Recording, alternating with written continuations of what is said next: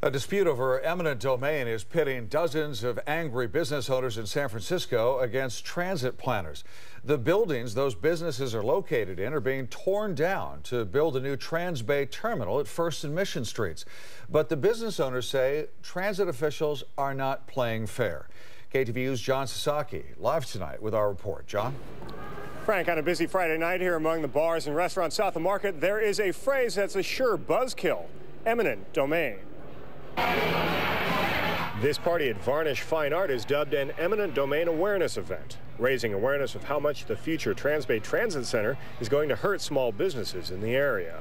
After doing all this work, after putting all of our money, our heart and soul into opening, we found out that there was a way for the government to essentially rob us. Varnish expects to be out of business by September 30th. The Transbay Center will be a sprawling 6-level facility with a park on top, high-speed rail on the bottom, and retail in the middle. But to bring the trains in, add pedestrian walkways and bus ramps, dozens of businesses along Natoma and 2nd Street, some of which are in historic buildings, are being torn down. John Collins Bar is another hotspot that in less than 4 months will no longer exist here.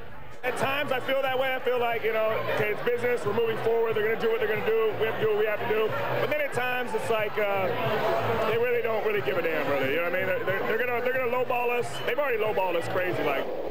The Transbay Joint Powers Authority is charged with the task of creating the space and helping the property owners and the businesses. Business owners are entitled to compensation for their tenant improvements. They're entitled to compensation for a below-market lease, if in fact they have one. They're entitled to compensation for any lost business goodwill. What they do for us really is it's kind of minimal. It's very minimal. They don't really offer you, dollar for dollar what you might be losing or the expenses for moving and such. In the case of the art gallery, the owners say they invested $600,000 to create the space and recently had it appraised at nearly $500,000. The Joint Powers Authority had a different number. Their appraisal was $65,500. The Transbay Joint Powers Authority bends over backwards to make sure that these people receive the compensation and the relocation assistance they're entitled to. I think this is something that is unsatisfying, but I think unfortunately it's a reality.